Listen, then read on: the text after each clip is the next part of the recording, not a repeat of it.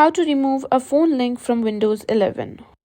In today's video, I'll show you how to remove a phone link from Windows 11. If you no longer want your phone connected or synced to your PC, this guide will help you get it sorted, so let's dive right in.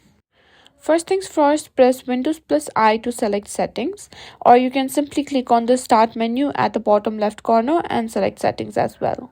In the settings menu, go to Bluetooth and devices from the left sidebar. Scroll down and simply tap on devices.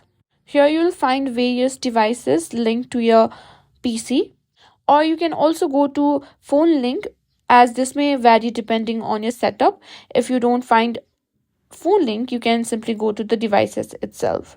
Now look for the phone link section under devices. Find your connected phone listed over there. Click on the three dots and select remove device or unlink. If you want to ensure that phone is no longer connected, just open your phone's Bluetooth or Wi-Fi settings and disconnect it from your PC manually if necessary. And that's it, you've successfully removed the phone link from your Windows 11 PC.